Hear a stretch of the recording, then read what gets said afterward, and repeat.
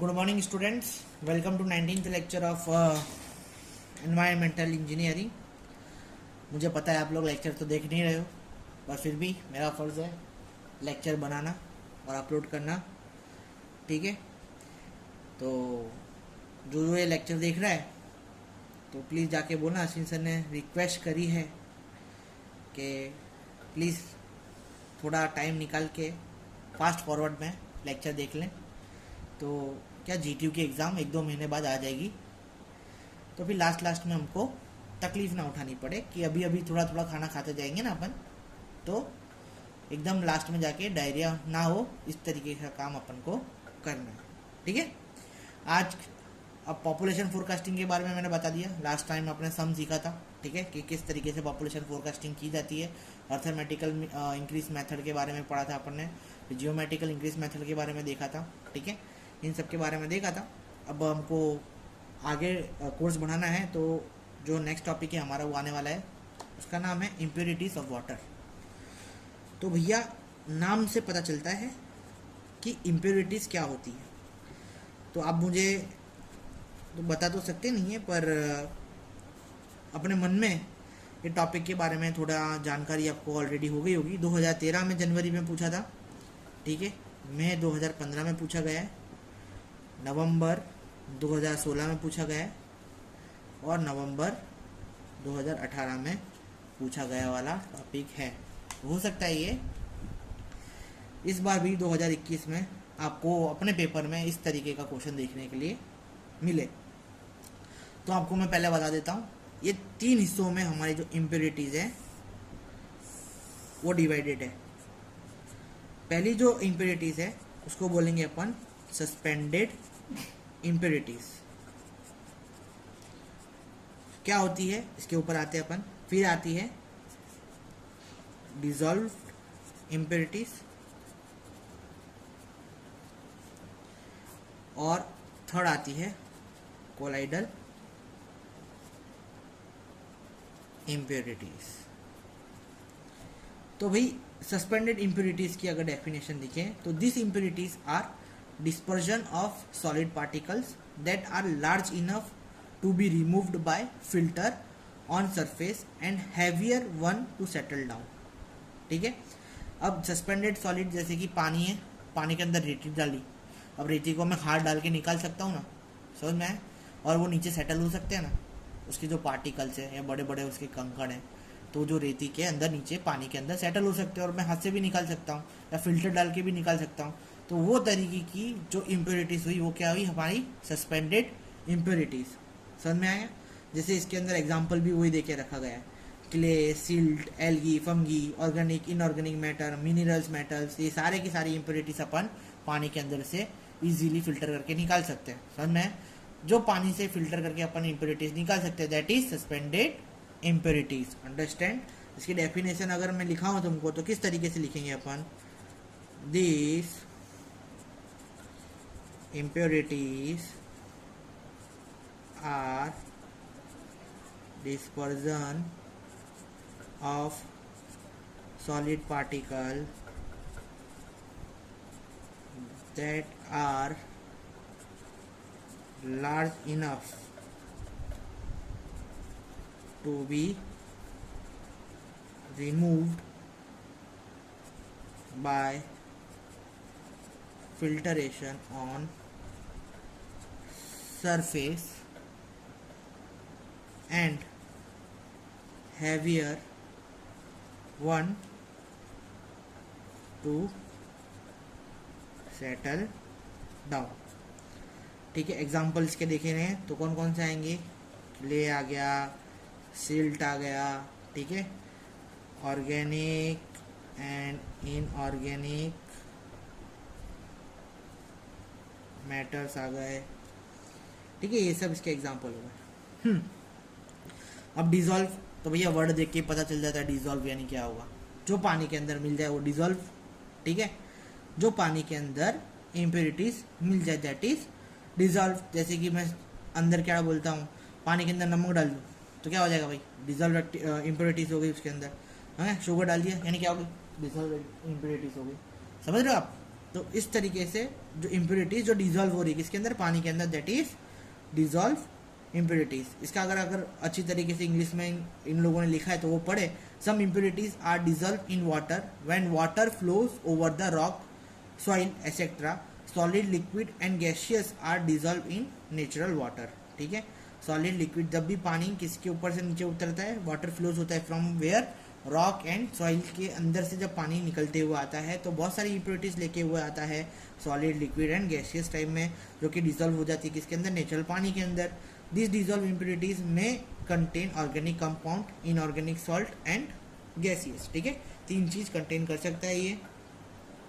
और concentration of total dissolve solid is usually expressed in ppm and it's obtained by the weight then residue after evaporation of water sample from the filter sample। ठीक है, अब इसका जो मैं आपको definition लिखा है तो अपन क्या बोल सकते हैं भाई इसका, अच्छा इसकी जो रेंज है, ये इम्प्योरिटीज की जो रेंज रहती है, इसकी रेंज देख लो भैया, रेंज रहती है 0 to 10-3 mm की रेंज रहती है सस्पेंडेड सॉलिड की इम्प्योरिटीज की।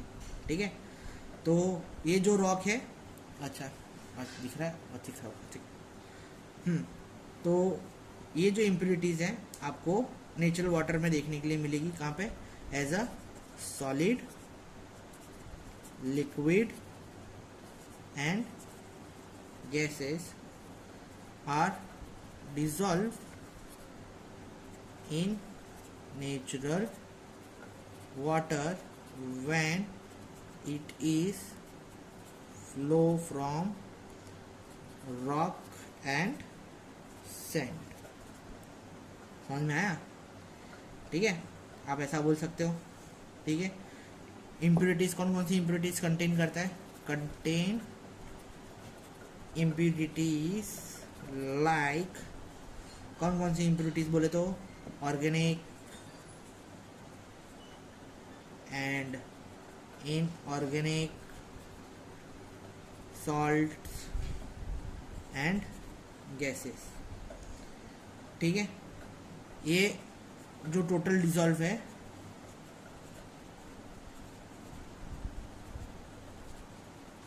टोटल डिजॉल्व सॉरी TDS आपने सुना होगा, इसका टेस्ट होता है और इसकी जो वैल्यू होती है, ठीक है, यूजुअली एक्सप्रेस्ड इन ppm। समझ में आया, पार्ट पर मिलियन। इसमें डिवाइड इसकी एक्टिविटी, इसकी जो एक्सप्रेशन, इसकी जो यूनिट है वो क्या है, ppm, पार्ट्स पर मिलियन। याद रखना, पूछूंगा, नहीं आया तो डंडे मारूंगा, याद रखना। ठीक है, अब ये ऑब्टेन कैसे होती है, तो भैया इवापोरेशन से ऑब्टेन होती है। पानी को इवापोरेट किया जाता है, ठीक है, फिल्टर पेपर ले रखा जाता है उसके ऊपर, और फिल्टर पेपर के अंदर वो इम्प्योरिटी चिपक जाती है और उसका वेट ले लिया जाता है, और उसका वेट आता है किसके, एक्सप्रेस किया जाता है उसको पार्ट पर मिलियन से। समझ पड़ी? ठीक है, अब फिर लास्ट में हमारे पास आती है colloidal impurities. What is colloidal impurities भाई? तो it is very finally divided dispersion of particle in water. ठीक है, बड़ा, छोटा और एकदम छोटा, इस तरीके से आप समझ लो इसको, है ना। बड़ी इम्प्योरिटीज, मीडियम इम्प्योरिटीज, एकदम मतलब जो डिस्पर्जन से अपन को वाटर के अंदर दिखे। ठीक है, डिस्पर्जन बोले तो पानी का एक ग्लास रखो, उसमें अपन क्या फेंकेंगे, लाइट फेंकेंगे, तब अपन को इम्प्योरिटीज दिखेगी, उसको क्या बोलेंगे अपन, कोलाइडल इम्प्योरिटीज। समझ में आया? ठीक है, अब इसकी अगर डेफिनेशन लिखूँ तो मैं इसके अंदर क्या लिखूँगा, एक्चुअली बड़ा टॉपिक है। It is very finely divided dispersion of particle in water। ठीक है, बहुत फाइनली डिवाइडेड डिस्पर्जन पार्टिकल्स होते हैं किसके अंदर, वाटर के अंदर मिले हुए। तो particles are so small that this can not be removed by ordinary filter and not visible to the naked eye. ठीक है, जो पार्टिकल इतने छोटे होते हैं जिनको फिल्टर पेपर से भी नहीं निकाला जाता और अपनी नंगी आंखों से भी नहीं देख सकते अपन। समझ में आया? जो अपनी आंखों से भी अपन नॉर्मली नहीं देख सकते और फिल्टर पेपर से भी इसको नहीं निकाला जाता। क्लियर है? All the colloidal impurities are electrically charge and remain in continuous motion. Electrically charge रहती हैं, ठीक है, और कंटिन्यू मोशन में रहती हैं। The electrically charge is due to the presence of absorbed iron on the surface of the solid. Absorbed iron जिसके उनके अंदर होता है, उसकी वजह से वो क्या रहती हैं, इलेक्ट्रिकली चार्ज रहती हैं। Acid and neutral material as silica, glass, as most organic particles acquires negative charge in neutral water. ठीक है, एसिड हो गया, ठीक है, फिर न्यूट्रल मटेरियल हो गया, कौन से, सिलिका, ग्लास हो गया, ठीक है। तो ये सब जो प्रेजेंट होते हैं, जो मोस्ट ऑर्गेनिकल मेटल जो प्रेजेंट होते हैं वो नेगेटिवली चार्ज रहते हैं नॉर्मल पानी के अंदर, न्यूट्रल पानी के अंदर, ठीक है। Where the basic material like metallic हो गया, Al2O3, FeZO3 पॉजिटिवली चार्ज रहते हैं, ठीक है। मेटल है तो भैया चार्ज तो होंगे ही, है ना। This electrical charge on the surface of the particle are large enough in comparison with the mass to cause particular repel on other when they move within the sphere of the action each other charge।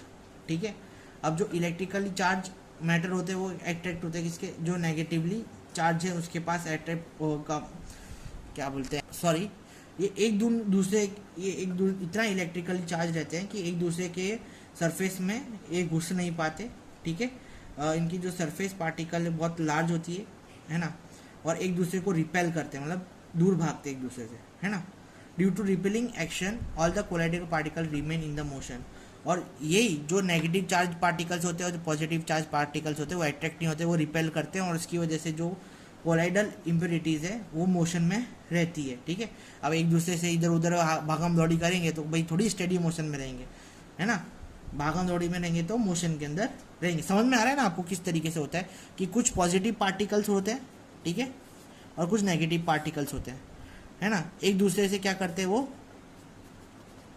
Repel करते हैं, ठीक है, जिसकी वजह से colloidal motion और action generate होता है। समझ में आया ना, इस तरीके से ये पूरा का पूरा काम करता है, ठीक है। पॉजिटिव पार्टिकल होते हैं, नेगेटिव पार्टिकल होते हैं जो एक दूसरे से रिपेल करते हैं, जिसकी वजह से अपन को कोलाइडल एक्शन देखने के लिए मिलता है, ठीक है। Due to this repelling action all colloidal particle remain in the motion. ये तो अपन ने पढ़ लिया। Colloidal impurities are associated with organic matter contain bacteria, है ना। जो इम्प्योरिटीज है कोलाइडल, वो किससे जो बैक्टीरिया कंटेन करती है, कोलाइडल इम्प्योरिटीज बैक्टीरिया कंटेन करती है। Most of the colour of the water is due to colloidal impurities. Most of the colour of the water, जो colour of the water change होता है ज़्यादातर किससे, कोलाइडल इम्प्योरिटीज से चेंज होता है। Their quantity is determined by the colour test.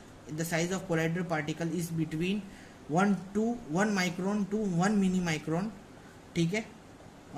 जो colloidal particles हैं वो 1 माइक्रोन टू आपको 1 मिली माइक्रोन तक देखने के लिए मिलते हैं, ठीक है। कहाँ से, जो कलर टेस्ट से, जो साइज ऑफ कोलाइडल पार्टिकल्स देखेंगे अपन, तो कितना है size of colloidal particle, 1 micron to 1 milli microns. समझ पड़ी? नहीं समझ पड़ी तो मैंने पूछो, ठीक है। तो ये 3 तरीके की अपन ने इम्प्योरिटीज देख ली। पोर्टेबल वाटर इसका जो नेक्स्ट टॉपिक है। पोर्टेबल वाटर क्या होता है, जो इम्प्योरिटीज अंदर पोर्टेबल मतलब पानी पीने का कैसा होना चाहिए, अब तुम ही बता दो। अभी इतना सिंपल सा टॉपिक है, अगर तुमको नहीं आएगा ना भाई छोड़ दो इंजीनियरिंग, मजाक नहीं कर रहा, ठीक है। पोर्टेबल वाटर कैसा होना चाहिए, तो भाई ऑर्डरलेस होना चाहिए, कलरलेस होना चाहिए, जिसके अंदर से बास नहीं आनी चाहिए और कुछ दिखना नहीं चाहिए। अगर ठीक है कलर के अंदर कुछ भी ग्रीन कलर का हुआ तो तुम पियोगे क्या पानी, नहीं पियोगे ना, ऑफकोर्स। वो हमारा क्या हो गया, पोर्टेबल वाटर हो गया। It should be free from suspended solid, ठीक है। सस्पेंडेड सॉलिड नहीं होनी चाहिए, जो मैंने बताया, सस्पेंडेड पार्टिकल इम्प्योरिटीज नहीं होनी चाहिए, है ना। It should be free from toxic, ठीक है। कोई जहर मिला के देगा तो पानी पियोगे क्या, नहीं पियोगे ना, तो वो नहीं पीना है। ठीक है। पैथोजेनिक ऑर्गेनिक मटेरियल नहीं होना चाहिए, कोई भी तरीके का बैक्टीरिया नहीं होना चाहिए, ठीक है। सॉफ्ट, उसका जो हार्डनेस है वो 100 to 150 ppm जितना होना चाहिए, ठीक है। Aesthetic, pleasant, cool and fresh होना चाहिए, तो वाह क्या मजा आ जाएगा गर्मी में ठंडा ठंडा पानी मिल गया तो, ठीक है। पीएच अगर लेवल देखोगे तो उसका 7 से 8.5 के बीच में होना चाहिए। ये अपनी कितनी प्योर पोर्टेबल वाटर की डेफिनेशन हो गई, ठीक है। अब characteristic of drinking water, characteristic of drinking water के अंदर क्या आता है, किस तरीके की करेक्टरिस्टिक होनी चाहिए, किस तरीके का व्यक्तित्व होना चाहिए हमारे ड्रिंकिंग वाटर का, उसके बारे में हम थोड़ा डिस्कशन करेंगे। अब जो हमारा नेक्स्ट टॉपिक है वो है,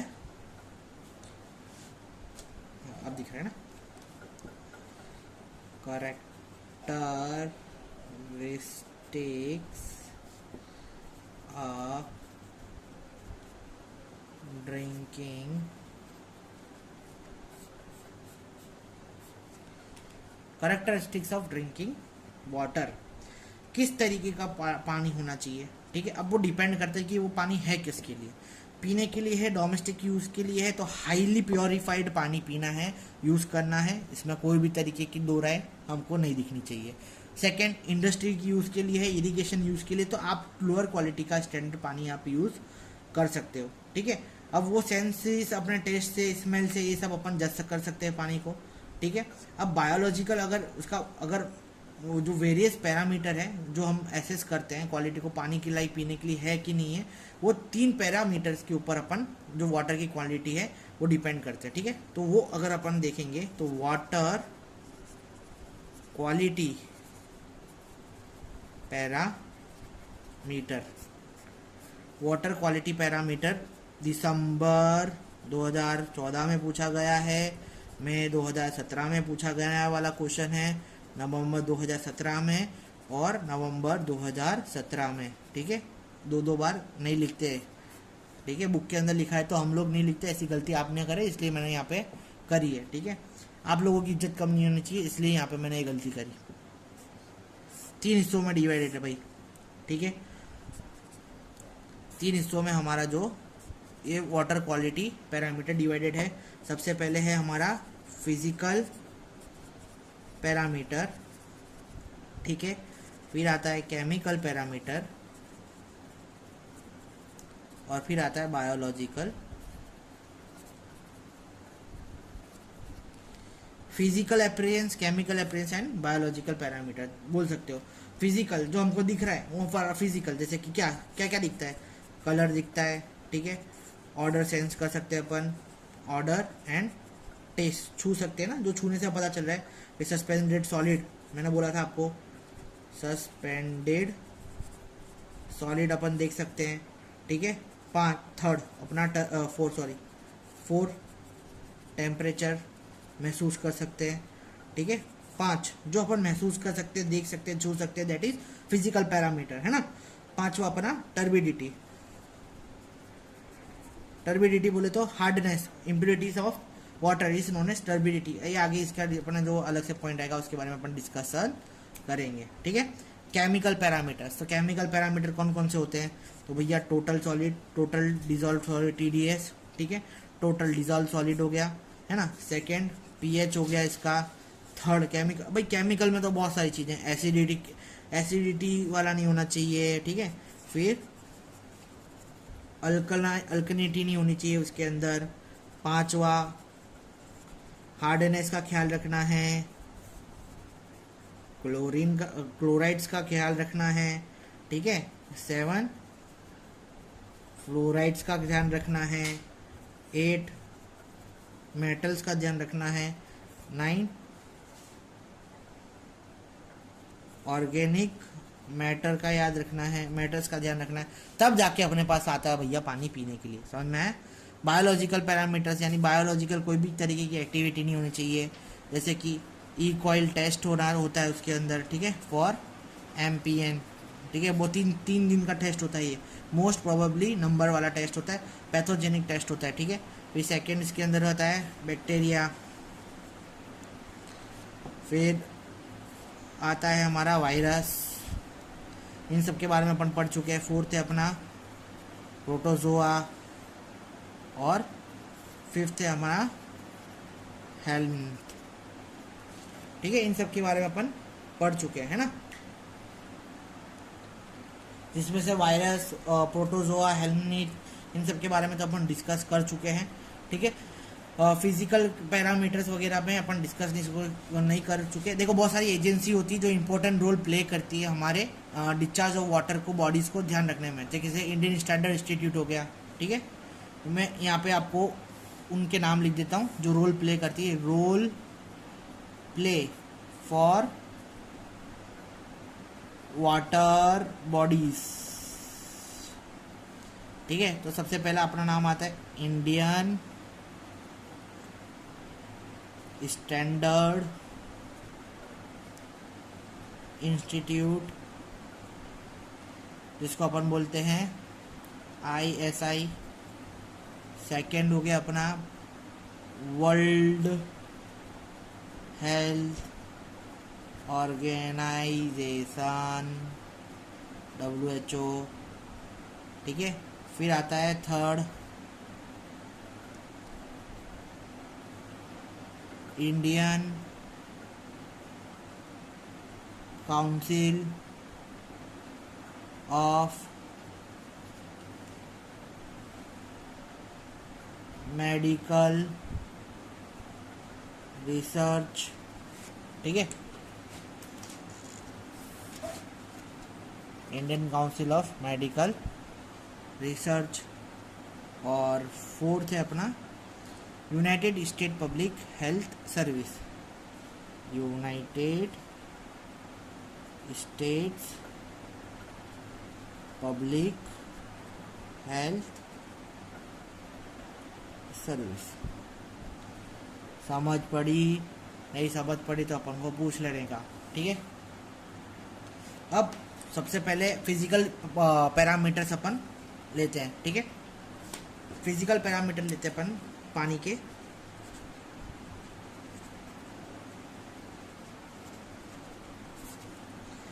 फिजिकल पैरामीटर में सबसे पहला पॉइंट अपन ने क्या था, अगर याद हो तो? सबसे पहला पॉइंट तो मैंने कलर लिखा था, पर सबसे पहला पॉइंट अगर बुक के हिसाब से देखा जाए तो था टर्बिडिटी। टर्बिडिटी क्या होता है? ठीक है, pressure of suspended material like clay, silt, fine divided organic matter, ठीक है, and others inorganic matters in water is known as turbidity. ठीक है, प्रेशर ऑफ सस्पेंडेड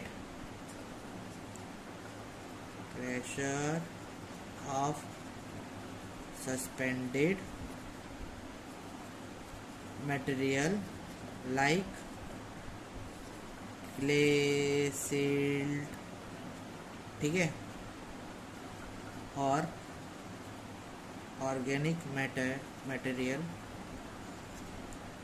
और inorganic material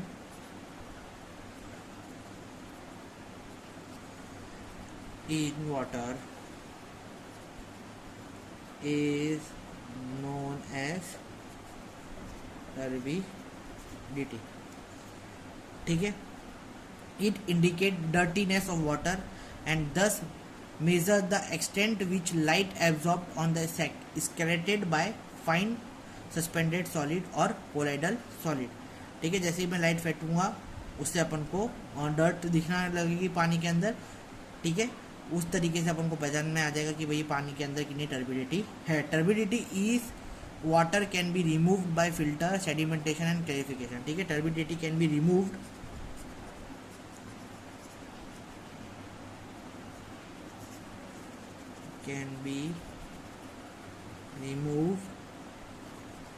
by filtration, sedimentation and clarification. इससे अपनी turbidity remove हो सकती है। ठीक है, मेथड ऑफ रिमूविंग टर्बिडिटी, ठीक है, मेथड्स हैं बहुत सारे।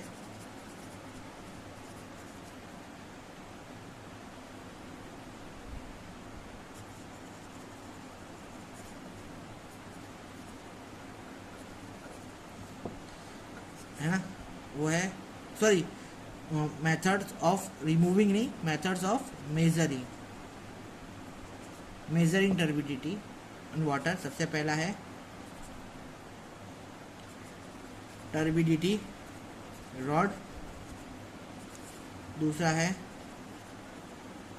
जैक्सन टर्बिडिटी मीटर, थर्ड है बायलिश टर्बिडिटी मीटर, और फोर्थ है nephelometer. Turbidity is express in term of part of suspended material. मैंने बताया था पीपीएम के हिसाब से इसको टर्बिडिटी को अपन जिनकी गिनते हैं 1 ppm इज इक्वल टू, इसमें हम बोलते हैं 1 ppm is equal to 1 mg per litre. ठीक है, 1 ppm इज इक्वल टू कितना होगा 1 mg पर लीटर होता है। Turbidity was previously determined by Jackson candle turbidity. ठीक है, पहले उसको अपन किससे जानते थे टर्बिडिटी मीटर को, जैक्सन कैंडल टर्बिडिटी से अपन उसको जाना जाता था। ठीक है, पर वो रिप्लेस हो गया पीपीएम से। This unit is now replaced by the more appropriate unit is nephelometer turbidity unit. ठीक है, जो कि मॉडर्न यूनिट है, मॉडिफाई हुआ और वो क्या बन गया नेफ्लोमेट्रिक टर्बिडिटी यूनिट। ठीक है, समझ में आया आपको? ठीक है, method is measured to the 1000 turbidities. ठीक है, turbidity is measure resistance of water to pass the light through it. ठीक है, कितनी पास लाइट हो रही है एक पानी के अंदर से, वो टर्बिडिटी से उससे मेजर होती है। The standard unit of turbidity is produced by 1 part of finally divided silica. ठीक है, in million part of distil water. ठीक है, सिलिका का जो part finally divided in silica. ठीक है, जो स्टैंडर्ड यूनिट है वो टर्बिडिटी की प्रोड्यूस होती है किसमें 1 part of finally divided silica. मतलब जो सिलिका अगर देखोगे ना बहुत फाइन होता है, उसका 1 पार्ट अगर हम करेंगे तो उसमें अपनी जो टर्बिडिटी की यूनिट है वो प्रोड्यूस होती है, यानी million part of the distil water, मतलब मिलियन पार्ट आप गिन लो डिस्टिल वाटर के। The permissible limit of turbidity for public is permissible, ये वाला पॉइंट यहाँ पे लिख रहा हूँ मैं, परमिसिबल